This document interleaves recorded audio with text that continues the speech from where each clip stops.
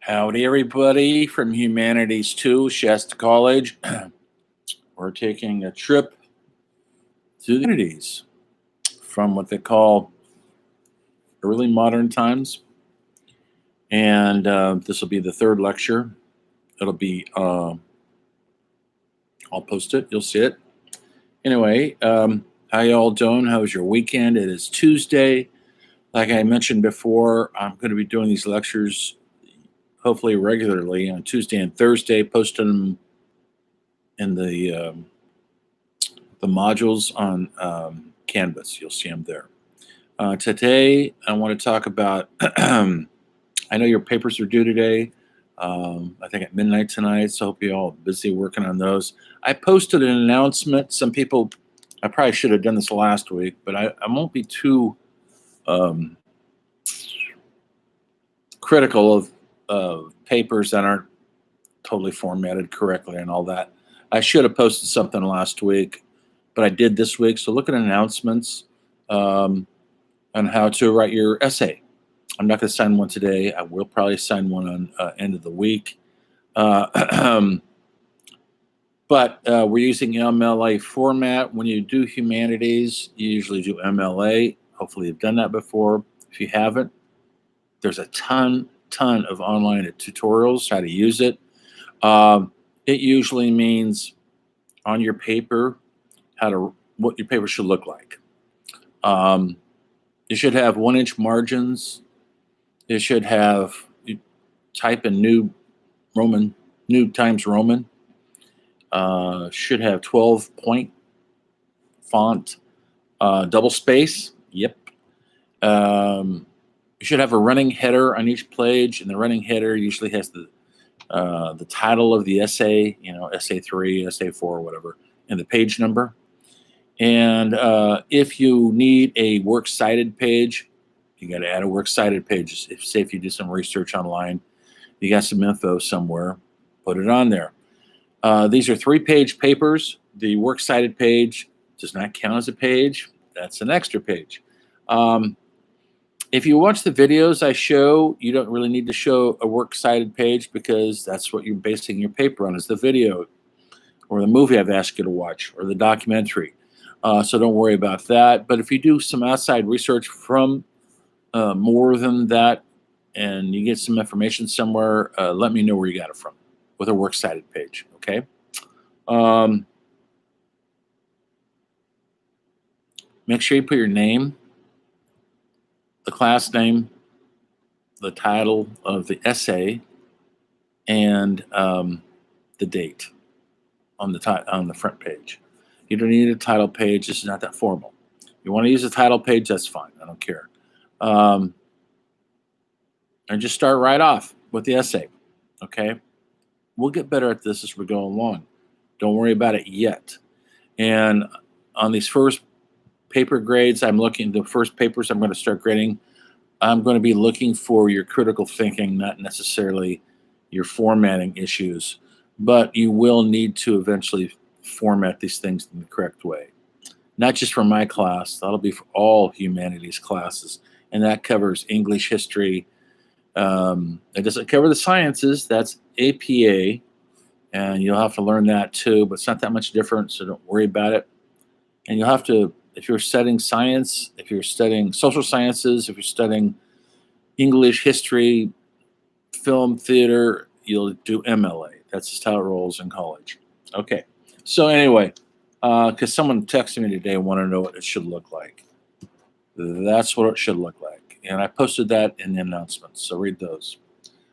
Today, I know hopefully somebody's got the book by now. Our trusted book that we've got. This is our second week, right, of class, our third lecture.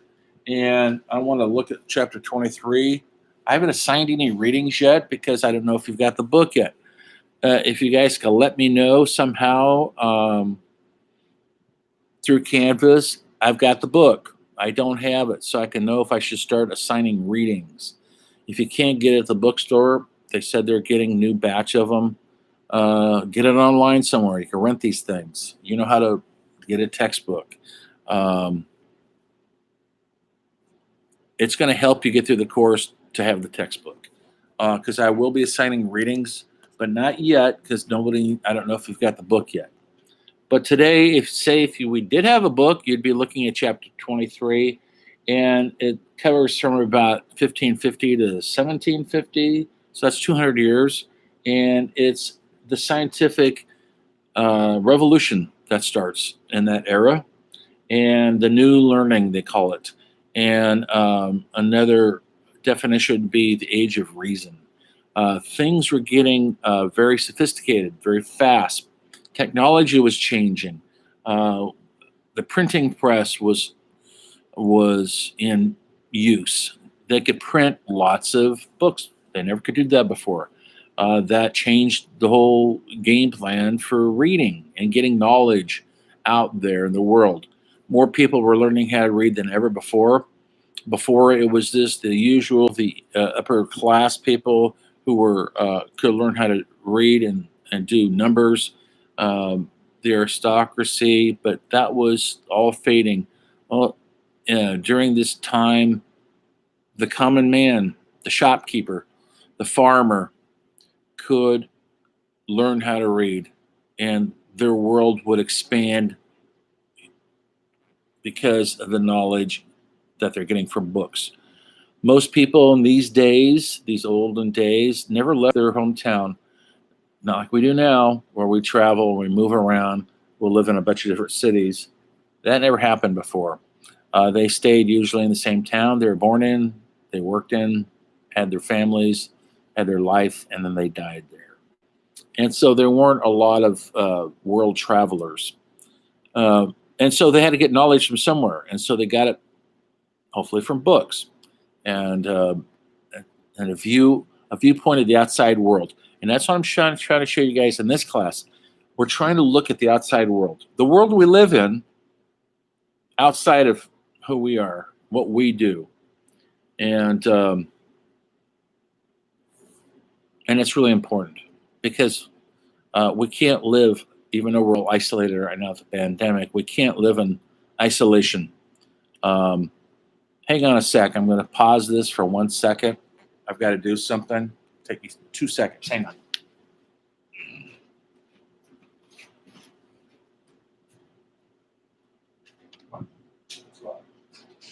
Don't bother me. No. I'm ready for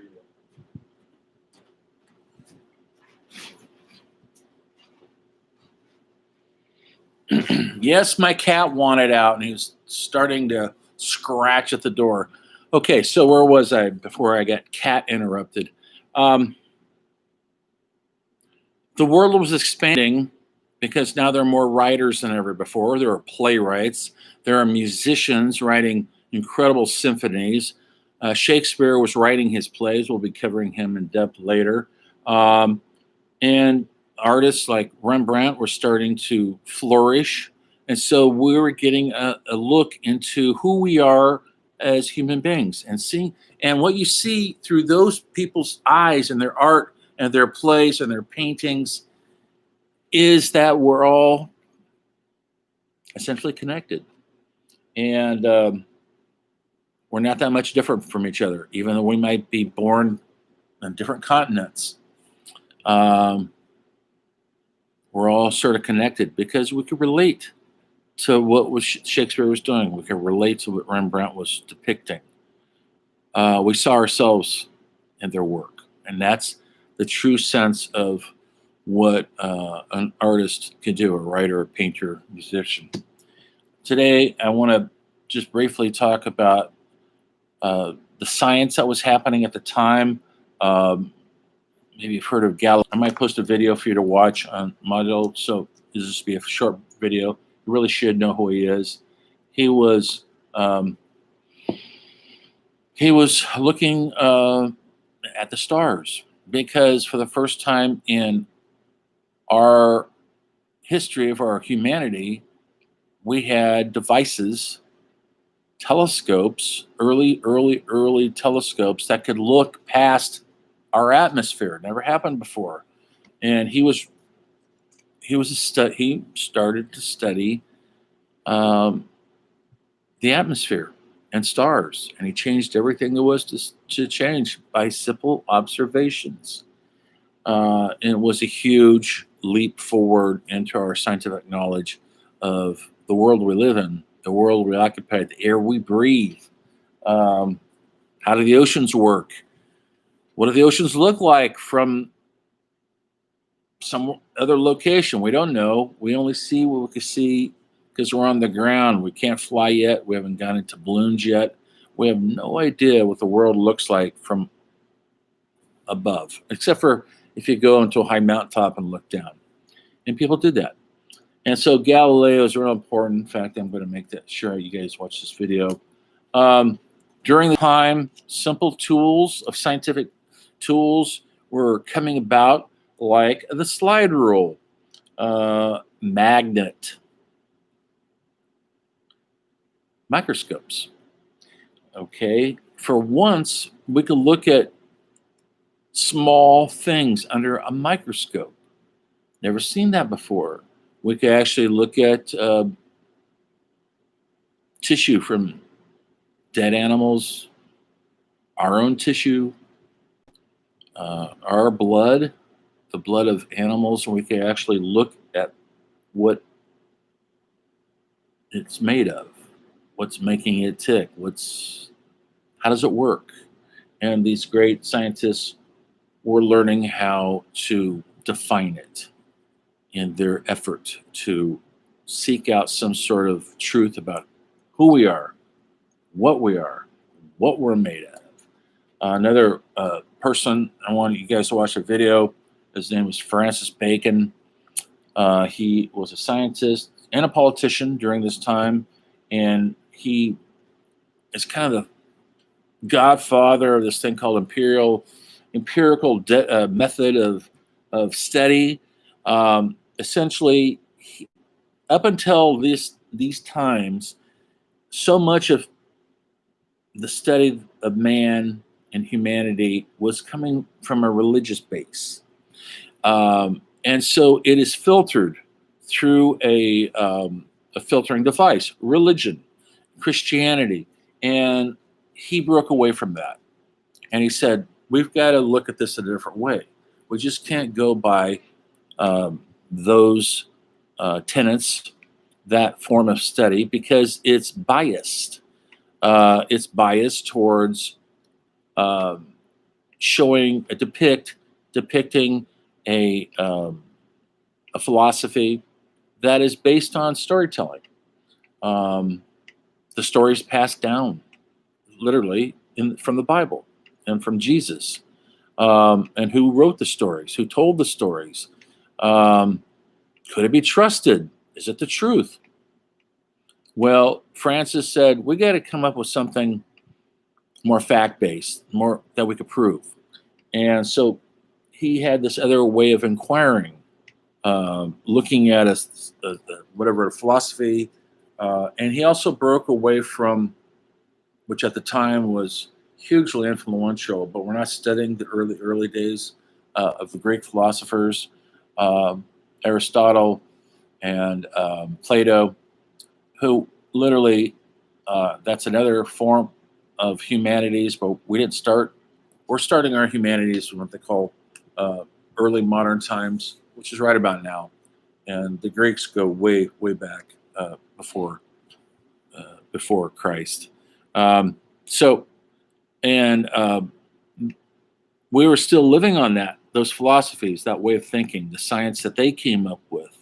Well, he broke away from that because it was about time to break away from it. We'd been using that sort of philosophy and rule of study for a long time, but now things are changing because of things like the microscope and the telescope and the slide rule. We had these other ways of measuring who we are in the physical world, and it changes who we are in the thought world of our philosophies. Who we are.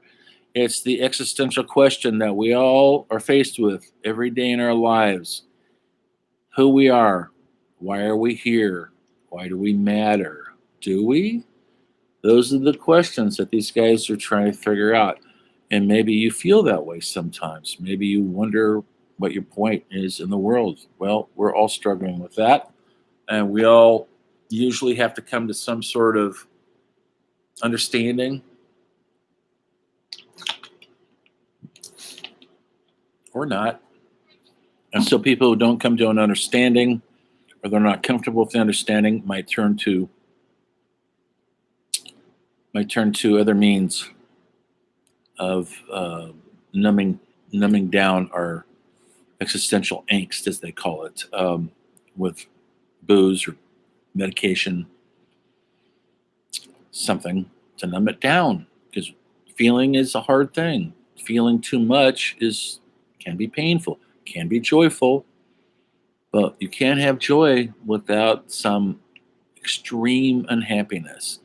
I've been accused most of my life of being kind of a dark person. I look down. I'm always looking at things not in a happy way. I'm not happy, go lucky, whatever. Because and I think a lot of people, and it bothers a lot of people. I'm accused of being negative, and I always say I'm not negative. I'm realistic. And I think I just need a little bit more evidence that this happiness, joyful thing is there. Some people, it's built in. They're fine.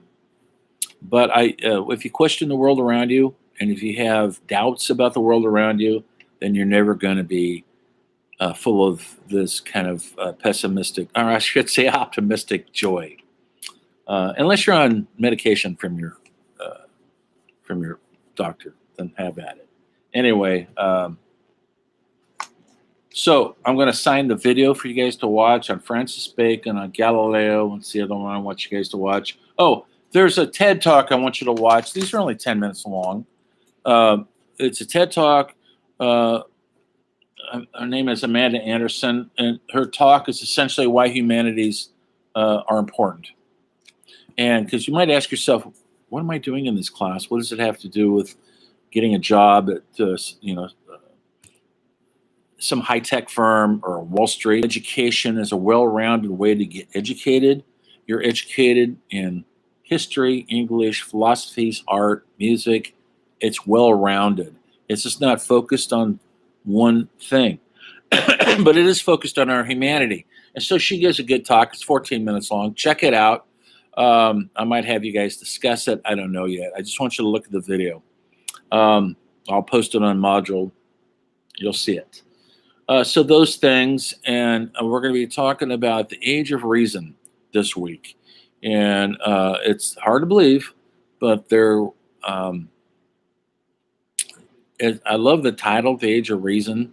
I don't know where we are right now. We'll get to modern times, but it seems like there's a lot of sort of unreasonable things going on in the world right now. And a lot of people aren't being reasonable. So we're it's an ongoing pursuit of knowledge. And the more knowledge you have, the more power you have with understanding the world we live in and our humanity and what makes us tick, and accepting that. Our good sides, our bad sides. It's who we are as humans. And that's what hopefully we get out of this class. We're trying to discover why. Okay? So I'll keep it brief, just to 20 minutes here. This is the third lecture. I'll start grading your papers probably not till tomorrow because they're not due till tonight at midnight. So don't rush me on the papers. There's a lot of you. It takes me 4 or 5 days to grade everything. So please don't text me, where's my grade? Where's my grade? Don't do it.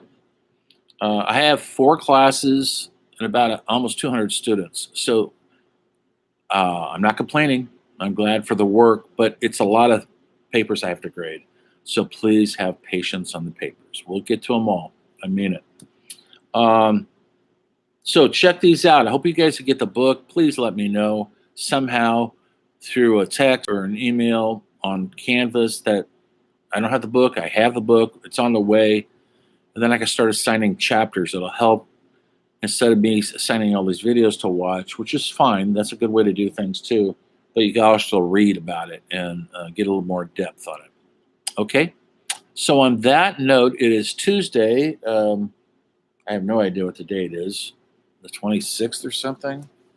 Is it? Yes. No, the 25th. So I'll see you again on Thursday. Check out the videos. I'll post them in a little bit on. And I hope you guys are getting something out of this so far and are watching the videos and keeping up on it because the pursuit of truth is not easy. Pursuit of knowledge is hard. It's not supposed to be easy. I want you guys to put in critical thinking caps to get through these assignments. That's all I'm looking for is your critical analysis of different topics. Okay, I'll assign another paper probably on Thursday. It won't be due for another week, so don't worry about it yet. What else? You know how to get a hold of me. Rex Haas at yahoo.com is the preferred email. I don't do Chess College email because I essentially don't check it very much. And then you could text me at Rex you know my number. It's in the syllabus. Okay, what else is there? That's it for today. It is smoky as all get out outside, but it's not as hot. So that's a good thing. But the air quality is bad out there. So be safe. And I'll see you next time. Adios.